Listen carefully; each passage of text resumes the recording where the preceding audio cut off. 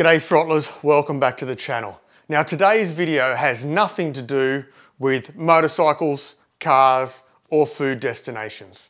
Today I'm interviewing a gentleman called Matt. His nickname is Fendogg and he is about to embark on a 4,800 kilometre walk from the most northern tip of Australia to the most southern tip of Tasmania. He plans to do it over a 140-day period. And why is he doing something crazy like this, you might ask? Well, he's doing it for suicide prevention and mental health awareness. And this is a long format video today, guys. This is about a 43-minute video, but I truly ask that you watch it from start to finish. This fella's story has touched me, and I hope it touches you as well. And more importantly, I'd love for you to get on and support him in any way that you can, whether it's for sponsorship, for donations, or just jumping into his social media messages and sending him a message of support and understanding, guys. So here's the story of Fendogg and the Cape to Cape walk, a life worth living.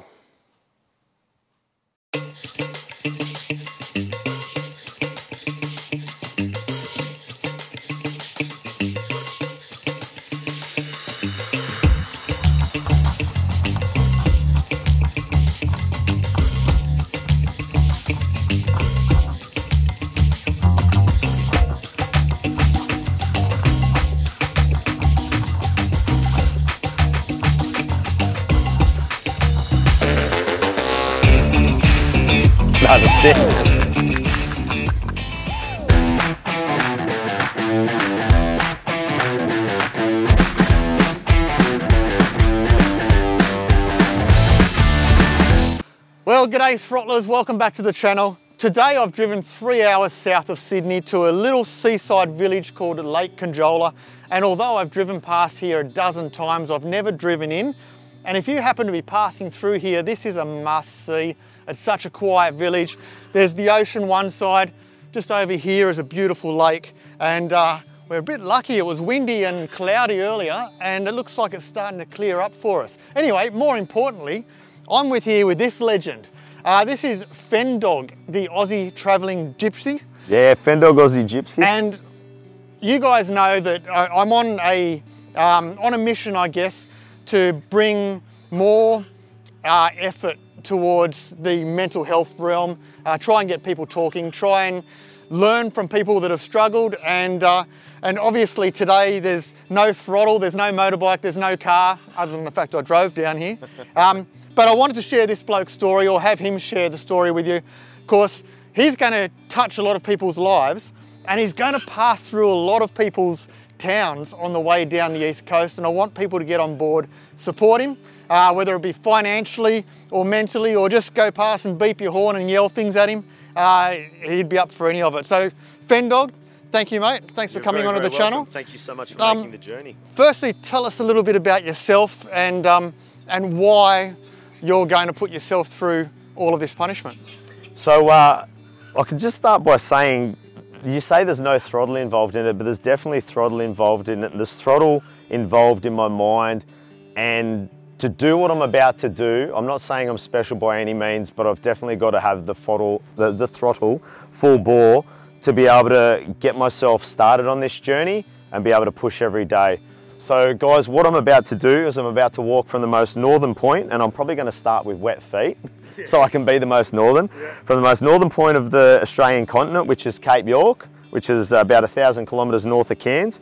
And I'm going to wander about 4,800 kilometres. It could be a bit longer, but I'm going to wander 4,800 kilometres all the way down to the most southern point of the Australian continent, which is actually on Tasmania, Southeast Cape. And it's a pretty isolated place down there, and I'm probably going to jump into the Southern Ocean, even though it's going to be mid to late autumn when I'm there. Well, I guess the reason why I'm doing it is I've lived a very good life. I've had very good parents. I've got everything I needed to live life. Possibly not everything I wanted, but everything I needed. And then stepping out of that into adult life, you know, we all learn. And I've put myself into situations that I possibly shouldn't have put myself in. Not bad situations, but just going into, you know, relationships without a knowledge of how life and love should work as we do, trials and tribulations, and through that put myself into, you know, bouts of drinking alcohol and trying to replace happy feelings with going out and partying, and then somewhat, I'm going to be raw and say, being codependent in relationships as well. So I'm in the best state of my life right now, have been for about 2 years, and what I'm about to do is my thank you and my payback to every single person that has listened to me cry, listened to me whinge, listened to me complain, also taken advice off people and not listened 5 or 6 times, but they stuck by me and they've helped push me. And yeah, this is my payback, man. This is me saying thank you very much to everyone in the world that's ever reached out to me or I've ever spoken to or given me a positive comment or thought. So it's going to take me probably about 4 and a bit months to do it. So 140 days. I only have to average about 34, 35 Ks a day to do it in that time. But I'm a bit of a psycho. I've been training. I did a marathon yesterday and I did a marathon today, and thank God he's here so I didn't have to do another marathon today, but I will tomorrow. And yeah, just training myself right now so I can make everyone proud and achieve the goal that I set out, because I'm a man that says if I'm going to do something, I do it. So yeah. Awesome. So tell us about how depression and mental health has affected your life and your friends' lives. Well, mate, that is actually such a big question, and if I can just say, like, that's why I'm making this journey as hard as I possibly can and as big as I possibly can. I'm a man of extremes, extreme to extreme. So me being a man of extremes, when things have been tough and I haven't built up the mental resilience I have now, I'm getting kind of like a wash over me right now of that feeling. It takes you down somewhere into a deep, deep, dark hole. But the thing with depression is it creeps up on you slowly and you don't realize you're doing it. So for instance, I had a breakup quite a few years ago, and it was kind of a relationship on the back of a relationship. And without even knowing it, I'd gone from being not codependent to then trying to replace that feeling with something else. And don't get me wrong, she was a beautiful girl. I'd been training for quite a few years and I hadn't drunk in a while, and I started a cycle of drinking. And by the way, I'm not demonising this person in any way, shape or form. I'll never mention names, but I am going to tell these stories. So without even realising, I got myself into a deep dark hole of drinking, and I got myself up to drinking a litre of liquor a day at one stage, which then resulted in me obviously not thinking properly. And a certain day I jumped on my motorcycle and I only had to drive what I could have considered an Uber ride. I made it there, and then on the way back, I was on an old XVS Yamaha 650, and the front brakes on them aren't very good. Yeah. And I had to stop quite suddenly with alcohol inhibiting me. I grabbed a handful of fronts while I slammed on the rears, and I ended up dropping it, and I rolled numerous times. I got up, I seen the bike, and I just instantly went, oh hell, I've got to get out of here. So I went over, I went to grab the bike, and then it turns out that the 5.0 was behind me, and yeah, that's kind of where that story ends. But it then begins to get better after that, where I started to reach out for help. I started to talk to people, even without reaching out for help. I was just ringing people and being honest and crying and upset about my situation. And I dragged myself out of that hole, and if I could just step forward and say now that to look back, I guess you don't realise how deep you are in depression until you actually get out of it. And that's what I'm trying to do with what I'm doing now, and realise that there is light at the end of the tunnel. You can't get out of bed for multiple days at a time. It is hard, you just can't do it. But then once you finally put things in place, like, okay, I'm going to get out of bed today and I'm going to eat breakfast. Next day you get out of bed, you eat breakfast, you eat lunch. Next day you get out of bed, you have breakfast on the front step, and then you eat lunch. And then once you start to get out of there and you get to the place and the level that I'm now, I imagine it as like you're on top of a big, big cliff and you're looking down and you can see your old self at the bottom of the hill, and you're looking down and go, holy hell, how did I get down there in the first place, and now how did I get here? I don't know if that's a good description of what I've been through, and that's just one story. I mean, everyone's life is a journey like this, but as you start to build a stronger mind, you fall a little less further every time, and then it kind of becomes like a little staircase. a little staircase. Yep. Kind of looks like the stock market in a good day. Yeah, absolutely. Yeah. Yeah. So you were telling me before we started the cameras rolling, that you were touched by a couple of friends that decided that they needed to take their life because of their depression and. Yeah, man. So so one of my very good mates, and I'll definitely mention his name, Brady James Landford. When I started security up in Cairns, I was quite a big dude. I was training this. I was telling you briefly before about the time when I was healthy and I hadn't been drinking. All I was doing was training. Training was my life, and it was the gym was my solace. Not that I was in a mental state that needed it at all, but I had a drive. I had purpose, and so when I was doing that, I was having trouble with my forearms. Because at the time I was doing it, I was doing deliveries and removals around town as well. And I was doing it for bugger all money, but it was an awesome job because I stayed fit. The boys I worked with didn't drink too much, and I'd do that. I'd go to the gym, and that was my life, and I was really happy. But I was starting to get some tendonitis in my forearms really, really bad. And I guess with the way I meet people, I can talk underwater with a mouth full of marbles. So I was at a Civic video store, and I met this fella called Gary Wright. He's an IFBB pro bodybuilder. And at that time I was looking up to bodybuilders, and I had this bloke, I knew who he was, and he kind of tapped me on the shoulder. He goes, "Hey man," he goes, "where do you train?" Because I had my stringer on, and I was quite big. I was just under 100 kilos. I was a very solid dude. And anyway, we had a conversation. Within about 20 minutes, he's given me his personal number, and I was blown away. I'm like, holy crap, okay. So here we go. So we move forward. I've been training at the gym, and he goes, "Man," he goes, "your forearms are hurting. Why don't you start doing security?" And I laughed at him. I said, "Dude, I'm the dude on the other side of the fence." Not at the moment, but I've been the dude on the other side of the fence having a drink. Mind you, I'd never been kicked out of a place ever in my life. And he goes, "You don't need to be a tough guy." He goes, "You can talk." And that is half of the battle won. If you can use your words. Yeah, fight fire with water. 100%, man. So you can use multiple tactics. Like if someone's coming up to you and they're angry and they want to get aggressive with you, you say, "Look, it's okay, mate. I'm really sorry." You apologise. You eat a bit of, I won't, can I swear? Yeah. All right, so you eat a bit of shit and you just go, "All right, mate, yeah, I'm really, really sorry." And you try and calm down like that. If it doesn't do it and you're lucky enough to have 2 guards in the venue, you can ask another guard and go over, and he'll come over and play the game like, "Oh yeah, don't worry about that dickhead, he's all right." And they kind of gang up on you. But it helps that person to de-escalate the situation. So my mate Brady, that passed away, he passed away from a medical overdose. It's actually something that's under investigation at the moment. They don't know really what's going on. Right. But he was discharged from hospital. He took some painkillers, and he passed away. I won't go into the details of it, but and he was the one that was, he would be 28. He would have been 28 on Australia Day. He died in August last year.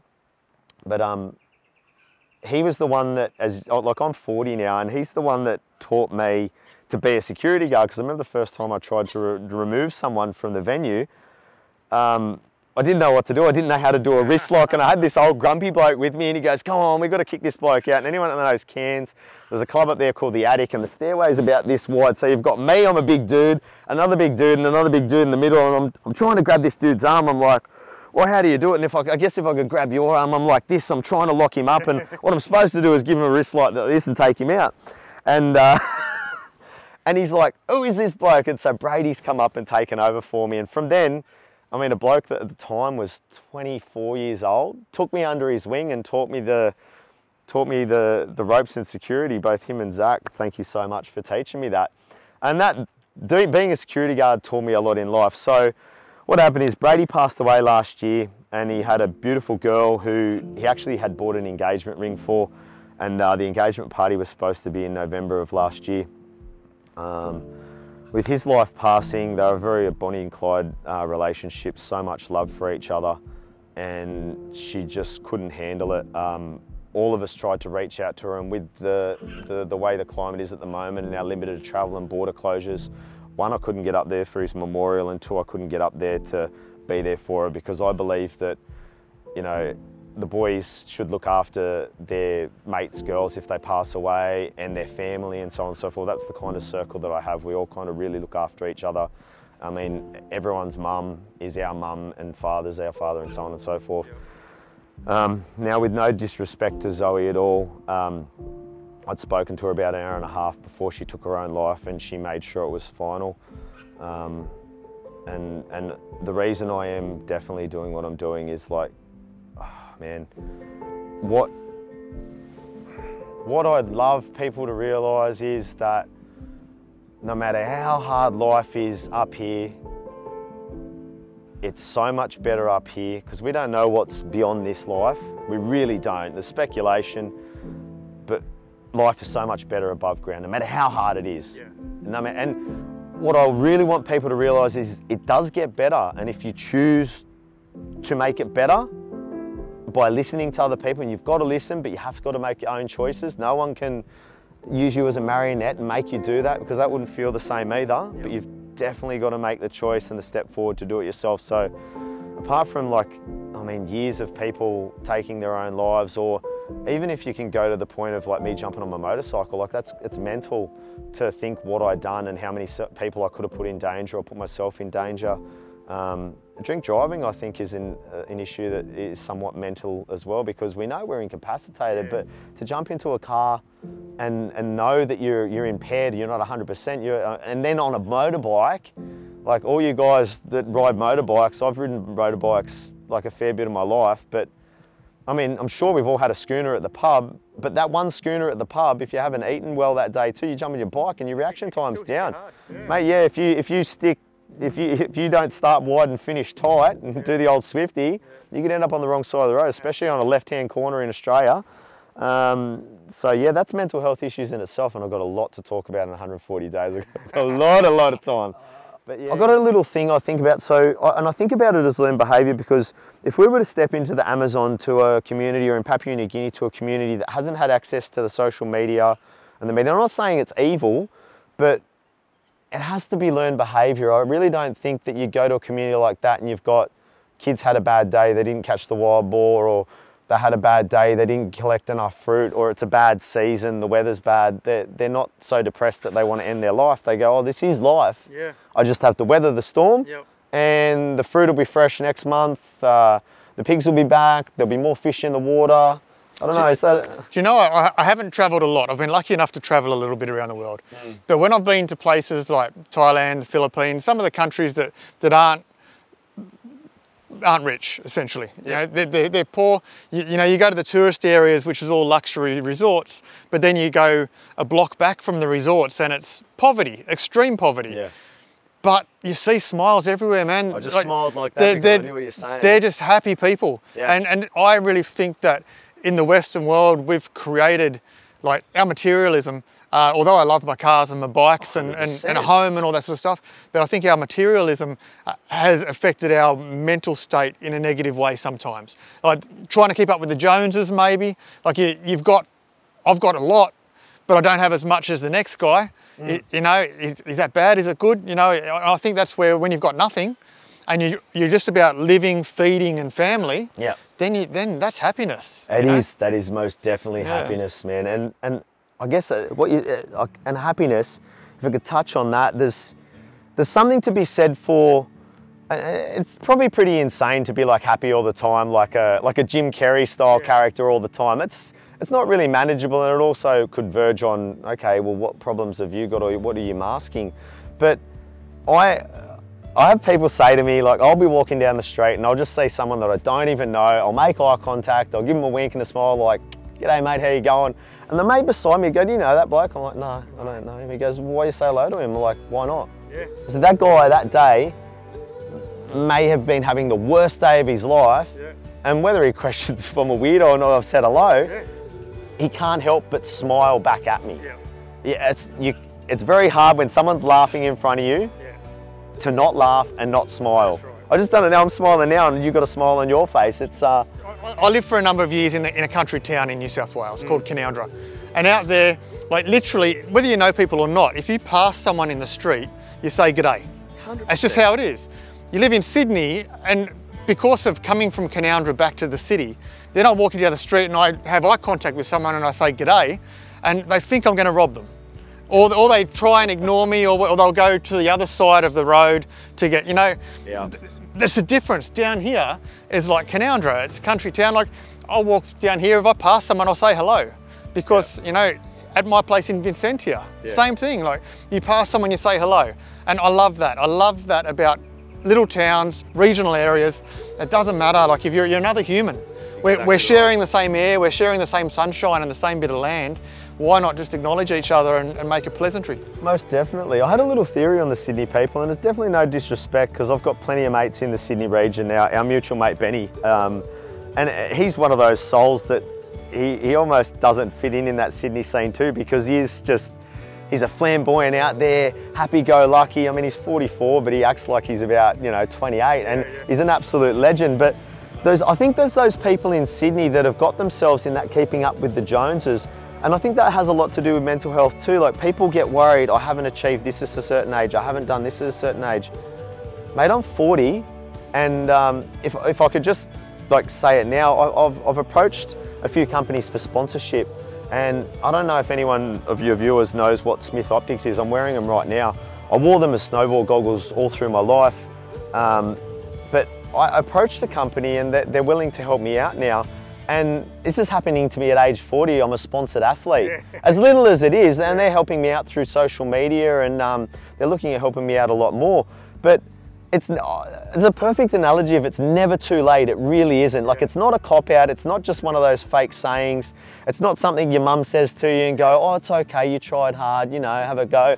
It is never too late to have a crack. I'm 40 years old. I've done a lot of walking in my life, but my body's a little bit broken, a little bit beaten up from years of doing stupid extreme sports stuff, but it's never too late to have a crack at anything. No. I will say, there is one guy that's done this walk for me before. His name's John Olsen, and he originally did it for cerebral palsy. He did it in 167 days, like pulling one of those 200 kilo carts. Wow. He did it solo unaided, unassisted. Yeah. So my only fair thing to do is to do it identical to him, except I'm gonna have a backpack with me. Backpack, hammock, with a little rain bimini, food and water, and that's it, man. Just live a simple life. That's the way. You're never too old, bro. Never. All right, so we just touched on the Smith's Optics, these fancy glasses you're wearing, and I saw on your live updates when you're walking, you've got a couple of different styles of pairs. Yeah, I do, so just tell us a little bit more about this relationship. All right, so yeah, I've got it in my head now. When I've got something in my head, I just got to say it. So these are the Smith shout out. I was told that these are made with 4 recycled bottles, and apparently the lenses are made with recycled castor oil, which is freaking sick. So apart from, I guess, the steel in the hinge, they're 100% sustainable. So, and that's what I was taught. So the story behind these guys sponsoring me is pretty crazy. So I'm a gypsy. All my handles say I'm a gypsy, and because I am, like, my mates ring me up and they're like, where are you? I'm like, oh, I'm out at Coonabarabran. What are you doing out there? Well, the Warren Bungles are here, mate. Yeah. And they just can't understand why I do what I do. And I do it by myself, and I love it. It's not because I'm running away from something. It's like I don't have time to wait for someone to get ready, put their pants on. I'm like, I'm gone. So this is a pretty cool story. So back in 2011, I was snowboarding in Japan in a little snow village, which apparently is pretty huge with the Aussie scene now, in a place called Hakuba, which is just up the road from Nagano, where the 1998 Winter Olympics was. I originally went there in 2008 for the first time, and I love Japan. I've been 3 times now.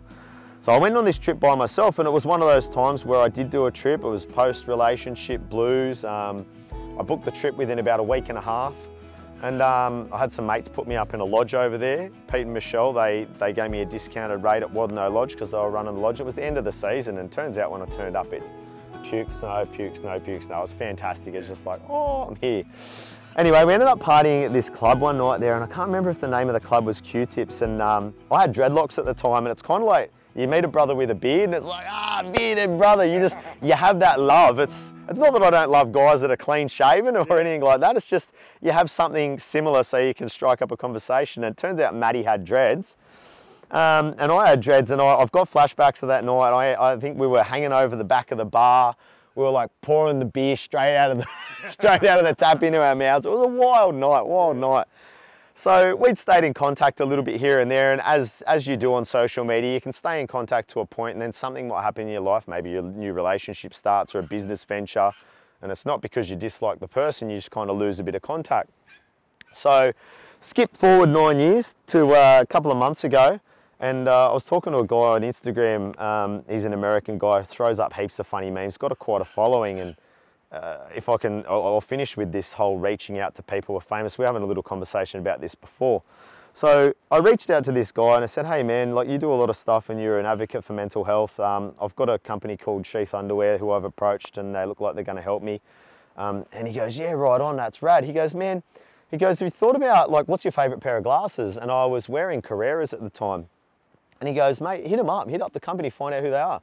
So I did a little bit of searching and Carrera are overridden by a company called Safilo Eyewear. So I tried to find a call. They're based over in Tarrant Point, Safilo Eyewear, but they're an Italian company and they're worth a lot of money, like a lot of money, billions, and they make hundreds of millions a year. So I got a hold of the phone of this dude called Andreas, and I think he's the Australian marketing manager. And then he says, send me an email with what you got. So I've got an email I send out, what I'm doing it for. It's 100% not for profit. And a little backstory of me, and then obviously showing what my social media reach is, which isn't big at all. I'm a no one. I really am a no one. But I say that with the most respect to myself, so I am someone, but on the social media scene, I'm a no one. So through that, he goes, leave it with me. He goes, I really like your story. I'm going to put it to my managers. So he put it to the segment that Smith is, Smith its own entity underneath this umbrella company. It turns out that I thought he was just the marketing manager is Matty Myhill. And he's the manager for Smith. And through their little interaction, I was supposed to meet up with him last Thursday when I flew back from Cairns. And he goes, don't worry, we don't need to meet anymore. Apparently the manager knows you. And I'm like, what? Okay, this is crazy. So Matty's just direct inbox messaged me on Instagram and he goes, hey bro, I had Andreas message me, told me what you're doing. I think it's really awesome. We'd love to get you on board. I am absolutely gobsmacked because not a lot of people know who Smith is, but I do. If you're in the ski scene, snow scene, you know who Smith are. Right. Even when I used to race mountain bikes, I used to wear the Smith goggles as well. So he's reached out to me and I mean, the rest is history in the fact that, so these guys are going to help me out. They've sent me out so those other wild glasses you just seen me out are called the Wildcats. One of them's a photochromic lens. He gave me that so that I can walk low light in the morning, and the other ones just suit me to see. They're bright pink, bright blue. Yeah. And so they're supporting me by putting me up with their eyewear, and they're digging around to see if they can find financial support because Smith has just been bought back off a distributor back to Safilo. So that's my crazy gypsy life come full circle in the fact that I met this guy 9 years ago. Turns out I know him, and then they're wanting to jump on board. So it's something I could never imagine, but if I could tell people something about it, don't ever be scared to ask for anything, no matter how big you think it is, because maybe things aren't bigger than you. Don't ever think possibly that someone's too famous to speak to, because we hold certain people up on a pedestal, and as much as maybe they get so much interactions with people that they can't handle it, you also got to remember that they might not be dissing you that day, but they might have already spoke to 100 people. Sure. The next thing I want to talk about, you're about to be walking 4,800 kilometres over a period of time, and you've got a time goal that you want to achieve in that time. Now, right now you say that you're an online nobody, and that's not really true, but I know what you're saying. By the time you get up there and start, I know that there's media outlets chasing you now for your story and all that sort of stuff. The further you come down the coast, the higher your nobodiness is going to become somebodiness. Your profile is going to be increasing massively. Now, what I want you to for anyone who's watching this, and I know that two of my good mates have reached out to you and they want to get a piece of you when you're passing through, but Skid Pig Moto up in Townsville, and in Brizzy, my mate Desi from Ken Oath Clothing. Essentially, on your journey, you're not really necessarily going to have time to sit down and do stuff really. Your goal is to get to the end, right? Yeah. So people that want to perhaps link up with you on the way, what's their best goal? Can they come and walk with you? Yeah? Yeah, so that's a fantastic question, and it's definitely something that I definitely wanted to get out to the people before I go, because if I stop for 10 minutes at my pace, that's almost a kilometre gone. Yeah. And the journey isn't much for everyone else. This journey is way bigger than me. This walk's way bigger than me, in the fact that the message is huge and mental health effects is everywhere. And I say that with so much passion because it is, man. It's everything. Yeah. It really is. So what I would love, and I'll expand on a couple of little points of the journey, which I want it to be completely, if I can use the word psycho, like Forrest Gump style psycho. Yeah. So I've got a very good mate of mine that wants to join me from Yamba to Port Macquarie. So he's actually going to join me. So as much as this is a solo journey, people are welcome to walk. I mean, I think that's the best way to interact with me. Look, I am going to be able to stop and have a chat to people. There's going to be older people that can't, you know, join the journey with me, or people that just physically aren't able to do the walk. I mean, they also won't be able to drive me behind the car because on the Bruce Highway, it's a horrible road. Yeah. And there might be a backlog of about 20 people that we might upset. So if people want to join me on the journey, for instance, like Skid Pig in Townsville, I've got a mate that has a tattoo shop in Townsville as well. We're going to align there. It's probably going to be a day off for me. I'm going to have a couple of days off. Yep. But through people that he's got connections with, and people that really feel like they need to come out and talk to me, it might help them with their mental health, or they might want to have a chat with me. Walk at about 5 kilometres an hour, which if you look at any sort of track suggested time, if you walk up and you see those green signs that says suggested return time 10 hours, that's an average they've worked out at 5 kilometres an hour. And funnily enough, through my research, that's what Google Maps works on too. Right. So if it says it's going to take you 9 hours to get somewhere, that's 9 hours of 5 kilometres an hour constant walking. And I've tested that quite a bit, and that's what it is. So if you can imagine 5 kilometres an hour is probably walking down a trail with a kid in tow. Yep. The Christmas shopping walk's about 7 kilometres an hour, which is something that everyone can't do. Yeah. And I do that on short journeys. So yeah, if you want to join me, I'm going to be able to give you a bit of notice. With walking being the most slow form of transport, I'm going to manage between 45 to 60 kilometres a day, hopefully. So you'll definitely get a day or two's notice before I'm in the area, and I would love, love, love for people to join me on my journey. There's a bunch of young kids who I met when I was isolated with Benny on the boat in the North Coast region. And they're all like 17, 16, 18-year-old boys, and they were on the street, and it was a big bunch of them. I was with 2 girls. We were walking down the street. We'd just been out and had a few drinks, and they've all come up to me, and they've got that little like Eshe lad look going on. And these guys were pretty awesome young fellas. They come up to me. I'm like, oh, you guys aren't going to try and roll us, are you? And they're like, no, sir, what's going on? And I said, oh, we've just been out and had a few drinks and a bit of a party. I said, what are you boys up to? You causing trouble? And I ended up having a chat with 14 of these young blokes, and all of them follow me on Instagram now. Wow, yeah. There's actually a photo of me with them on Instagram, and I'm kneeling down in front of them with like that gangster style rap album stand, so they're all around me, and a couple of people message me like, what's going on? Are you their leader? So the idea, what I want to do is, when I'm in that area, I want to buy a real fancy pair of shoes, kind of like the ones I got on now, and I want to walk through that area with those boys in tow, and if there's 20 or 30 of them, all walk in tow with me. And then I want to give the boys the shoes, and they can auction them off if they want and maybe raise money. Because one of those young fellas, Finn, he's actually doing a half marathon for suicide awareness. This kid's 17 years old. Wow. So, man, the Forrest Gump effect is amazing. Even though Forrest Gump didn't really have a purpose except to do it for himself, which is nothing wrong with that at all. Yeah, he gave everyone else purpose. Yeah. And also when the journey ends and when you finish walking with your purpose isn't over, hopefully you can take something from that and create your own purpose of what you want to do. But man, that's a long, long explanation into what I'm doing, and I'm horrible like that. But honestly, if anyone wants to join me on any part of the journey, hit me up in my DMs. I'm pretty active. I've got Facebook, Instagram, YouTube, and I'll kind of let people know where I am the night before. And if you rock up there at 6:37 in the morning and you're ready to walk, or you see me on the side of the road, you're in the car with your partner, jump out, walk with me. She can wait up the road, he can wait up the road, and then you just can swap over. There's a couple of people actually organised to do that with. So I think on the journey already, I've probably got about 10 or so interactions like that that are going to happen, and I'm so welcome to do that. And look, if I have to walk a bit slower and just to interact, I'm happy to do that. I prefer not to stop and talk. And all I'll do is I'll just tick into my brain, okay, I've still got to get my goal tonight, and I'll just walk a bit further into the dark, which is what I've been doing lately. All right, so you're talking about, you're pretty active on your socials. Yeah. So what's your handle for socials? What's the name that people need to look up? I'll put it on the bottom of the screen and in the description below as well. All right, so I've made it pretty simple. So if you were to Google Fendogg, it'll come up with both my Instagram handles, because I have a private page which I've had for ages, and I thought I'd start a page for my gypsy travels. It's the direction I want to push my life in, and it's the direction that I want to push charity work in. I'm not a one-trick pony, by the way.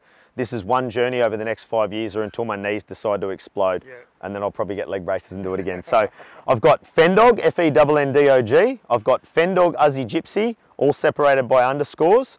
My YouTube channel is actually Fenndog with 3 G's on the end, but if you type in YouTube Fenndog Aussie Gypsy, that'll come up.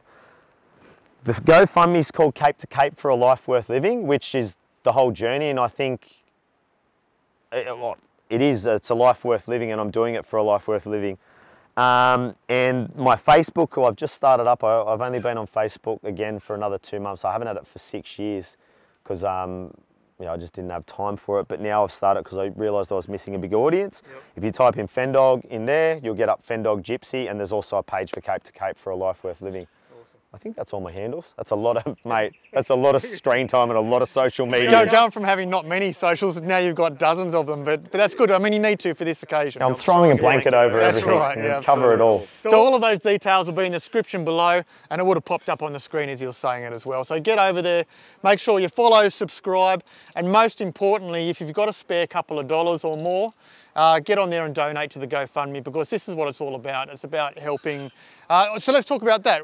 Where the money that you're raising, where's that heading? Awesome. So about the dollar thing too. So I've got a GoFundMe account, and not in my naivety or anything, it was the only one I knew. So I believe that GoFundMe takes a minimum donation of $5. And they do have fees they take. I think it's like 2 or 3%. So the amount that ends up being in the pool will not be the exact amount that gets put out, but that's only because the fees have come out. So sure. It's 100% not for profit. I now have authority to fundraise from the Black Dog Institute. Anyone that doesn't know Black Dog Institute are basically the epitome of mental health study in Australia. They get government funding and whatnot, but I don't think they could ever get enough money, because anyone that starts a charity in Australia, if they use the figures of how many people attempt suicide a day, which I believe the number's 6, and they succeed. Sorry, 6 succeed a day, 30 are attempted every single day, and that's Australian soil alone. That's insane number. Yeah, and you've got it's ridiculous, yeah. Man. That could be any one of your mates. Yeah. And I have had any one of my mates, yeah. And it's buggered. I was going to say a big word then, but it's buggered. So they employ doctors to do studies. They also do methods in if you ever have to go to a doctor and you feel like you have a mental health issue. I mean, if I can quickly cover that, people are scared that if they tell someone they've got a mental health issue that they're going to end up in a straitjacket locked up. Yep. It's not the case, man. It ain't weak to speak. That's Livin. I've also got an authority to fundraise from them. So I'm waiting for an authority to fundraise and some connection with Are You OK? I did a walk with Anytime Fitness and Shredders One a Saturday before I flew to Cairns, and it was a matter of Anytime raising money for Are You OK? And that story in itself, if you guys look up Are You OK? How that started, it started on a suicide, and then the founder passed away, and now the son's running it. Right. So all that money's going to that. So I've got a target set of 250,000, and a lot of people said that's a big number, and I think it is a big number, but this is my full-time job right now. This is what I'm pushing, and short of pushing it down people's throats, I really want to make sure that people understand that you don't have to chuck a big amount in, a small amount. And even if you're a school age and you've only got $1 each to your name, but you've got 10 mates, that's enough to put money into the GoFundMe. Yep. I did a quick calculation. Australia's 28 million people. 1% of the population is 280,000. If every single one of those 1% of the people put in $5, that's $1.4 million that will go into the charity. And that's money that can go to these charities to, oh man, they might need to set up a men's shelter. Like for instance, this part of the coast, yep. There's plenty of stuff for domestic violence, males that are angry domestic violence, but there's nothing for angry males. Right. There's nothing for strong testosterone-fueled males that might have an interaction with someone, end up in a fight. There's nothing for them to go talk about it. They might have anger because they've lost a sister, their partner has been assaulted, they've lost both their parents, they've got anger and they don't know how to deal with it. There's nothing like that. The nearest thing is Canberra, which is 160 odd k's away. I think there's something up in the southern shore of Sydney, yep. And there's nothing till Melbourne. Yeah. So that's the sort of stuff that I'd love to have the money to change. And I mean, it's a whole lot of money, but it's not for me. It's not going to do anything for me at all, except provide to these charities that need it. And I've left it as a pool too, so that if I raise a big amount of money, I can go, okay, Livin, there's 50 grand. Black Dog, there's 50 grand. are you okay? There's 50 grand. There's a young bloke that wants to start up a men's shelter or like a men's home down here where big, strong, burly men can get together and cry and hug, and I don't know if anyone's seen that stuff. It's very, very powerful stuff, and taking their anger out with the boys. I'd love to be able to go, all right, you guys need to rent you know, a shop front or something like that so you can do that in a nice, private, quiet space. There's the money. There's the money. So yeah, that's where all the money's going. None of it's for me. And mate, honestly, I'd love to raise over $1 million. I know it seems like a big ask, but when you think about the world population, I mean, this underwear company that's supporting me, this one here, Sheath Underwear, they are started by an American veteran, and they put socks on ex-vets. I mean, that's another branch. Both my parents are veterans, and they have it bad because they teach them how to be a soldier, but they don't unteach them how to be a soldier. So that's another whole thing that I'm going to touch on in the future as well. The veterans that we don't support in our country. I won't talk about it but I have someone very close in my life that suffers from PTSD that was in the army, and it's hard to see someone that's like that, and the things that they say and the things that they act, and they don't mean it. PTSD is a real thing. And I guess I suffer from it, but I've pushed myself through it. Like, it can be as simple as if you've had a traumatic relationship and you go into another relationship and you're healthy, but something happens in that relationship and it's of a similar thing that happened in that, I just instantly have no time for it. And I don't blow up. I'm just like, nah, I'm out. And so, if I could finish in this, and this is my first real public thing, I'll just say, I apologise to anyone in my life that I've ever been upset to nor pushed away because of the own trauma that I've had. I haven't had a super hard life, but it has pushed away, you know, partners, not friends. Friends put up with my crap, but partners, and you don't have to put up with their crap either. All right, well, man, we're just laughing about the fact we could just sit here and talk all day, but my head's going to get sunburnt, and the weather has just changed from the time that we started this to now. The weather has changed. It's been about 40 minutes standing here chatting. Mate, I really appreciate your time. Man, I wish you all the best again, guys. Please get on, follow him, tell him I sent you, so he knows where you've come from. And if you've got some spare cash, please dig in and help out, because you know it's going to a really good cause, and a cause that's really close to my heart as well. Mate, I appreciate you. Thank you very much. Thank you very, very much. And all the best on the walk, mate. Man, thank you so much. The money is important, but the sharing is so important. I'll just have my little wrap up. Kelly from Livin said something very, very enlightening to me. I said, I'd love to give you guys the money. She goes, the contribution and receiving that would be fantastic, but she goes, the money's not important for us, it's the message. It ain't weak to speak. Are you okay? Check on your mates. Thank you. As always, guys, throttle on, stay safe. I hope you enjoyed this video, and I'll see you on the next video. See ya.